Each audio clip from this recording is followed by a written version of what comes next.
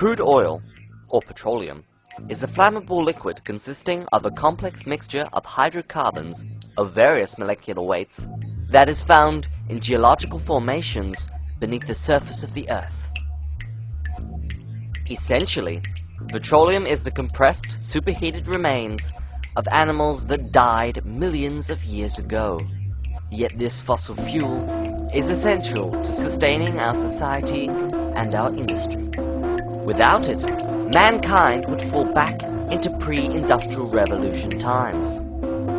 Petroleum is all around us. 90% of all chemicals used in our industry are made from petroleum, and more than half of the world's primary energy needs are fueled by it. And this fossil fuel has quite a journey, from the time it is pulled up out of the ground to the time it is sold as a product. In this documentary, we will take you on that journey. We will take you on a tour of the petroleum industry.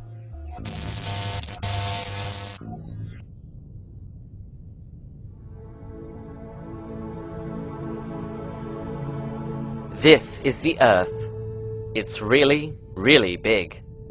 It has a total circumference of 40,000 kilometers at the equator, and a surface area of 510 million kilometers squared, and the vast majority of petroleum is found underground.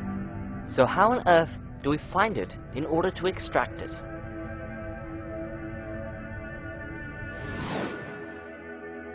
Geologists can use a variety of different methods to locate oil even when it resides deep beneath the Earth's surface.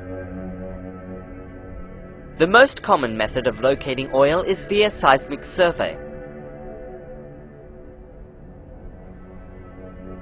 Essentially, geologists use a variety of different tools to emit sound waves, which then delve into the Earth's crust, some of which bounce back to the surface.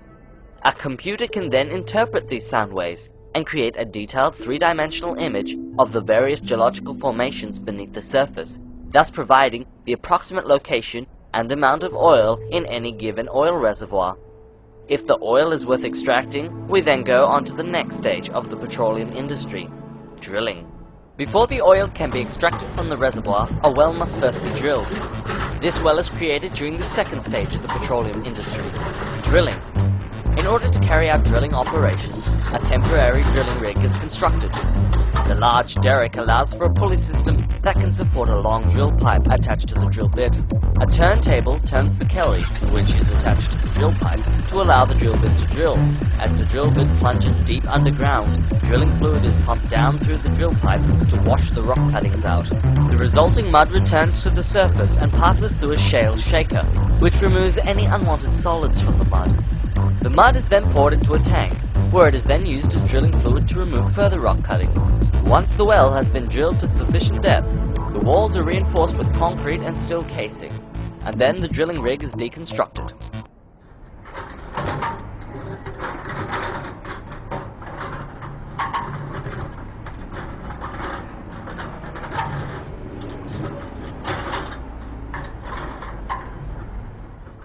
The next stage of the petroleum industry is production. In this stage, the oil is extracted from the reservoir. This is done with an oil rig. The rig's size and shape depend on where the oil reservoir is located. In this case, a pump jack is used. A motor turns two crank rods aided by counterweights, which are attached to a pitman arm, which is in turn attached to one end of what is known as the walking beam. The beam is centered on a pivotal point, and the circular momentum of the crank rods force it to rotate back and forth as it is pulled upon by the pitman arm. Attached to the opposite end of the beam is the horse's head, and attached to that is the bridle. As the head travels up and down with the movement of the walking beam, it pulls on the bridle, which is attached to a polished rod. The rod is attached to another rod known as the sucker rod, which extends all the way down into the oil reservoir. At the end of the sucker rod are two valves, the traveling valve and the standing valve. These valves pump the oil up out of the ground as they move up and down with the momentum of the sucker rod. Once the oil is drawn to the surface, it then travels along a small pipeline to a collection plant. This is the end of the third stage of the petroleum industry. From the collection plant, the oil must be transported to a refinery.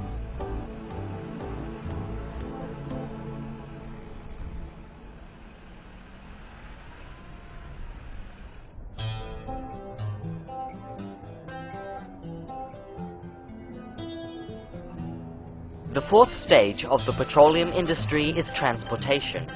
In this stage, the petroleum is transported from the production site. This can be done in several ways, by road, rail, sea, or pipeline. Pipelines can be thousands of meters long and are typically made from steel with an average diameter of anywhere between 10 to 120 centimeters. The oil is kept in a constant motion by regular pump stations along the pipeline and flows on average at speeds of up to 6 meters a second. The oil's final destination is the refinery, where the last stage of the petroleum industry takes place.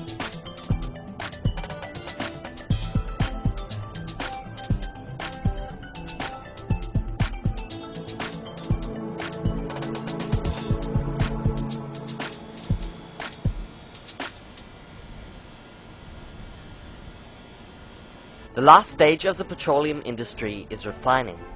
Petroleum essentially is useless in its natural state. What's valuable and useful are the various components that make it up.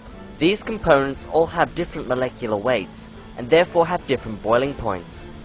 Petroleum companies take advantage of these different boiling points and use them in order to separate the different components. In order to do this, the petroleum is first heated to temperatures as high as 600 degrees Celsius by pumping it through a furnace.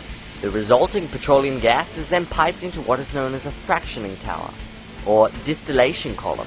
As the gas rises up through the tower, different components condense at different heights. A series of bubble caps then prevent the oil from falling down once it condenses. The petroleum is then pumped out through pipes for further refining, such as the removal of sulfur in desulfurization units. Sometimes the heavier elements of petroleum are broken down into lighter, more useful components, using a coker or hydrocracker. The major products resulting from petroleum refining are liquid petroleum gas, gasoline, naphtha, kerosene, diesel fuels, fuel oils, lubricating oils, paraffin wax, bitumen, and petroleum coke. These products are then used in our everyday lives, such as powering our cars.